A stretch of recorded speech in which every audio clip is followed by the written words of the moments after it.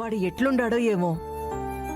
దుర్గా ఇంటికి పోయుండాది కదా, ఓ తూరి ఫోన్ చేసి కనుక్కోరాదా? ఎందుకత్త? తను బయలుదేరిందంట, వస్తూ ఉంటుంది. అట్నా? ఏమోరా, కళ్ళ ముందే కనపడతాండాడు వాడు. అర్ధరాత్రి ఏ జామైనా ఎంత తాగున్నా కూడా ఇంటికి రాకుండా ఉండేవాడు కాదు.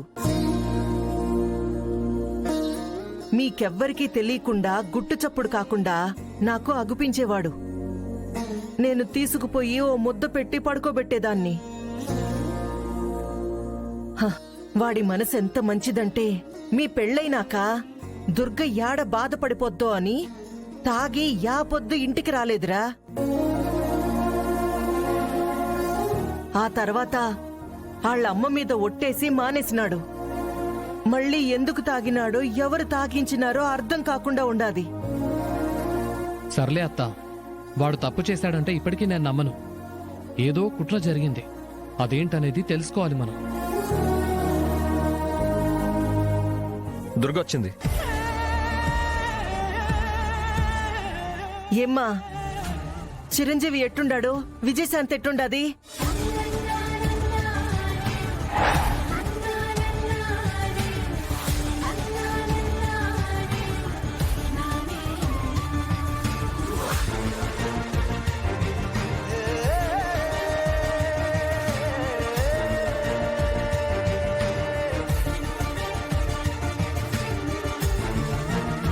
చెప్పమ్మా, ఎట్టుండాడు వాడు?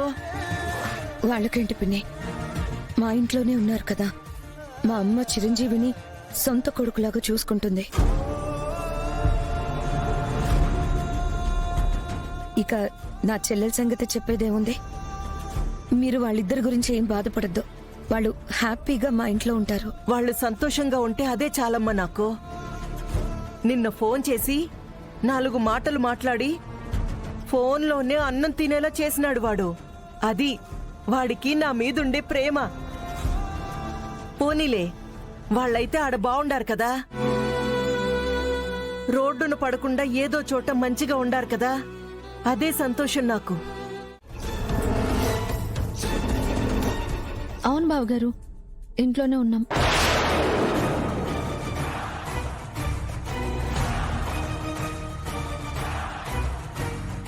తనకేమీ ఇబ్బంది లేదు. తన గురించి మీరు ఆలోచించకండి. మా ఇంట్లోనేగా, తనకే ఇబ్బంది రాకుండా మా అమ్మ చూసుకుంటుంది. నేను చూసుకుంటాను. పోన్లే అమ్మా, ఎక్కడో చోట మీరిద్దరూ సంతోషంగా ఉంటే మాకు కావాల్సింది అంతకంటే ఇంకేముంటుంది? ఇంట్లో నుంచి వెళ్ళిపోవడం బాధగానే ఉన్నా మా నాన్నకి ఎదురు చెప్పలేకపోయాం. వాడెక్కడున్నాడో ఎలా ఉన్నాడో అనే టెన్షన్ లేకుండా మీ ఇంటికి తీసుకెళ్ళి చాలా మంచి పని చేసావు. కొంచెం పరిస్థితులు సద్దుమణిగే వరకు అక్కడే ఉండండి. ఈలోపు మేం చేయాల్సింది మేము చేస్తాం. అయ్యో పర్వాలేదు బావగారు. తను తప్పు చేశాడని మావయ్య గారు అనుకుంటున్నారు. తను ఏ తప్పు చేయలేదని నిరూపించుకున్న తర్వాతే ఇంట్లో అడుగు పెట్టాలని తను కూడా పట్టుదలగా ఉన్నాడు. రేయ్, మాట్లాడిన చాలే, రైట్ ఇవ్వు. అవన్నీ తర్వాతమా, ముందు మీరైతే ఇంట్లో ప్రశాంతంగా ఉండండి. ఇప్పుడు ఇంత జరిగినదని ఆడెంత బాధపడతా ఉండాడో. ఇప్పుడు పొయ్యేసి మళ్ళీ ఇవన్నీ మాట్లాడేసుకుంటూ కూర్చుండారా మీ ఇద్దరు? ఈడ జరిగినది వాడు మర్చిపోవాలా, సంతోషంగా ఉండాలి వాడు. ఆ బాధ్యత నీదే. అలాగే పిన్ని, తన గురించి మరీ ముఖ్యంగా మీరేమీ బాధపడొద్దు. తను బాగున్నాడు, బాగుంటాడు. నా తల్లే, నువ్వు చెప్పినావంటే ఇంకందులో తిరుగే ఉండదు. ఖచ్చితంగా వాడు బాగుంటాడు. ఆ నమ్మకం నాకెప్పుడూ ఉండాది. నువ్వు చెప్పినాక ఆ నమ్మకం ఇంకా పెరిగిపోయినది. సరే పిన్ని. విజయ, ఇంట్లో ఉన్నామని చెప్పారు కదా, మరి చుట్టూ ఏంటి ఏవో సౌండ్స్ వస్తున్నాయి? ఏంటవి?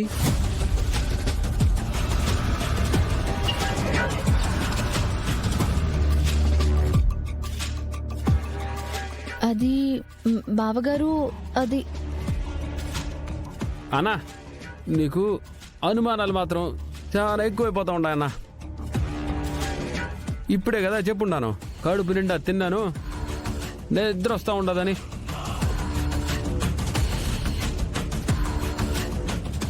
ఏడ పడుకొని నిద్రపోతాను అని ఇదో అట వాకింగ్కి పోదామని బయటికి తీసుకొచ్చినది. అరే ఇందులో కూడా అబద్ధం చెప్తావా?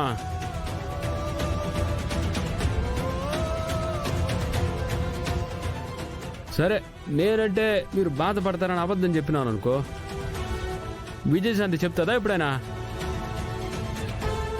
ఊరుకోనా నువ్వు? ఓ అత్త, నువ్వు నిమ్మలంగా ఉండు. ఈడ నీ అల్లుడు బ్రహ్మాండంగా ఉన్నాడు, నీ కూతురు మహారాజులో చూసుకుంటా ఉన్నది. సరేనా?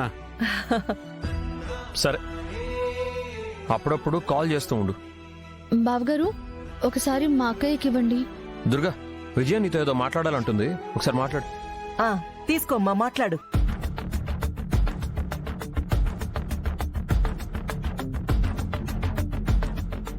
తనేదో పర్సనల్గా మాట్లాడాలనుకుంటా. నేనే స్పీకర్ ఆఫ్ చేసి ఇద్దాం అనుకున్నాను, నువ్వే ఆఫ్ చేసేసావు. సరే మాట్లాడు.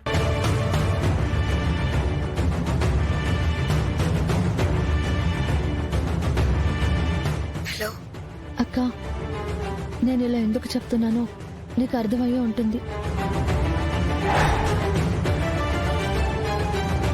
జీవితంలో ఎప్పుడూ అబద్ధం చెప్పని నేను నీకోసం మొదటిసారి అబద్ధం చెప్పాను. అది నీకు గుర్తుంటే చాలు. చిరంజీవి మీద కోపంతో నువ్వు ఆ ఇంట్లో వాళ్ళకి శత్రువు కావద్దు. ఎలాగో మేము బయటకు వచ్చేసాం కదా, కనీసం ఇప్పుడైనా నువ్వు బావతో సంతోషంగా ఉండు. అంతకంటే నేను కోరుకునేదేమీ లేదు. ఉంటానక్క.